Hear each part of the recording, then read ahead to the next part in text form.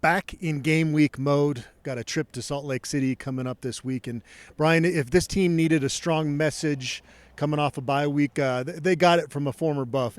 Chidozie Nwankwo back on campus, and he didn't mince words with his message to this football team. No, he really didn't, and provided some of the leadership and in your face that this team probably needs, and that last year's team had a lot of. Chidozie, he didn't mince words, and basically said, "Get after it, boys."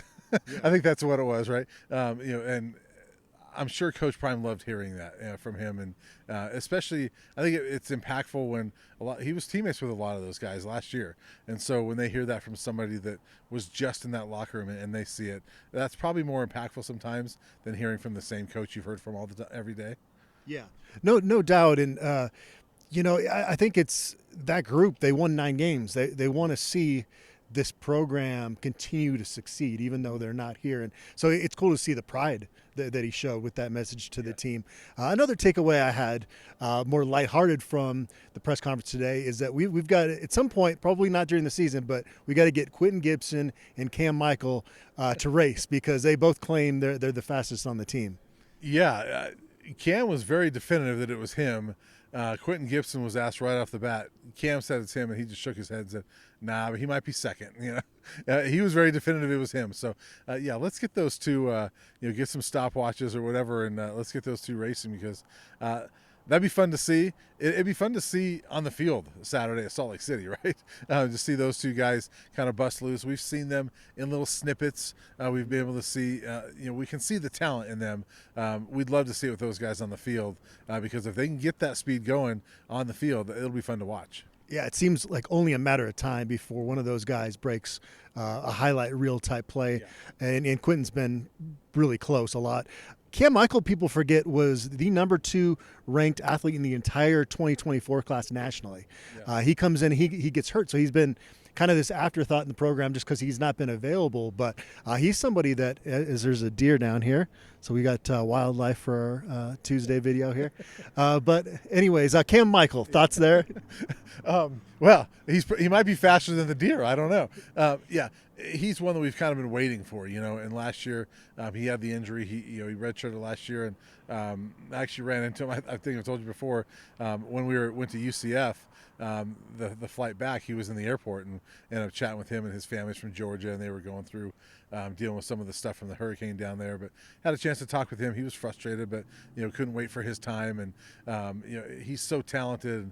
It's interesting that they haven't really settled him in on one spot, right? He's playing some safety, he's playing receiver, he's now playing running back, he's been at special teams, but he says he loves it, and he can't wait to kind of prove himself. And I asked him, are you ready to go at any of those places? He goes, "Yep, just let me know, let me go." And so who knows, maybe we'll see him at safety picking off a pass every now and then. Yeah.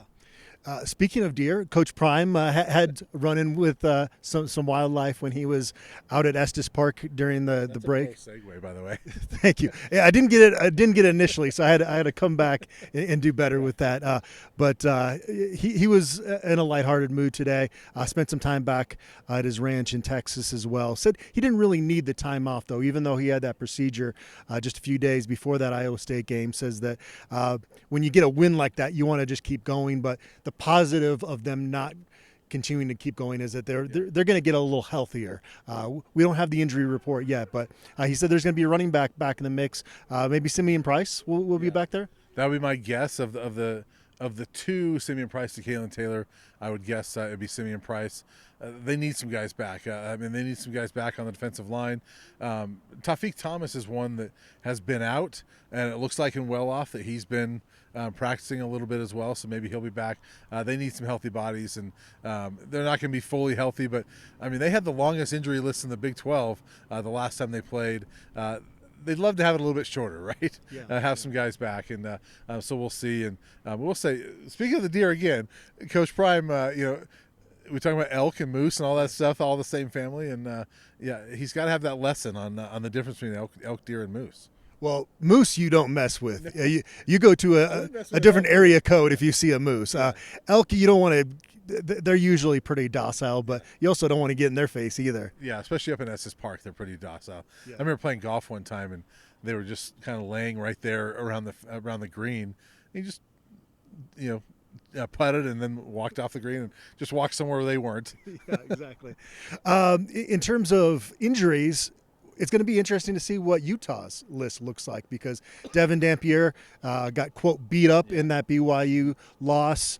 That was a very physical football game, and there used to be, I think it was Bruce Feldman that came up with the body blow theory when Stanford was really rolling under David Shaw. He broke down how teams did the week after they played those really physical Stanford teams, and it was crazy. They really struggled the week after. If you're looking for some glimmers of hope with Colorado going into this game, it might be that Utah's pretty beat up coming off that game. Yeah, and look, that's a very emotional game for both those sides. It's a very physical game for both those sides, and it hasn't been 3 years in a row. Who knows if it actually happens again? But look, Utah, they've lost 3 in a row to BYU. They lost the next week as well after the previous 2 in 2021 and last year. Last year was again they lost to BYU and then came here and lost. So I guess you don't want your opponent to be like injured and beat up and all that stuff. But if there is that hope for Colorado, it's like maybe Utah is beat up a little bit. And Coach Whittingham said there's a distinct possibility that Bird Ficklin is the starting quarterback this week for them, which would be crazy because Colorado hasn't seen Utah's starting quarterback since 2022. So it's been this weird thing that they keep seeing Utah's backup quarterback. That program still on pretty solid footing, but it's not to the level that we saw Utah. Utah, went on a fairly dominant run in the Pac-12. They're 9-13 in their last 22 conference games. So it hasn't been the same difficult test, but it is one of the tougher places to play in the Big 12. Yeah, 92 straight sellouts at Rice-Eccles Stadium, and it'll probably be number 93 this week. And it's a tough environment. I know you covered the 2011 game, I believe, out there. I have not seen a win at Rice-Eccles Stadium for the Buffs, and there's been some bad games there, and so it's almost been like going to Pullman, which was never a fun trip for the Buffs. Salt Lake City has not been a fun trip, but there's a lot of these. I was thinking about this in the press conference today, that there's a lot of these guys on this team that have never been up there. Like, they don't care going to Salt Lake City. It's no different to them probably than going to TCU or going to Houston or things like that. So I don't think these guys are going to be fazed by that. All right, well, we should catch up again tomorrow after the injury report comes out. We did that a couple weeks ago, and that's a good midweek analysis video, so we'll be back with that tomorrow.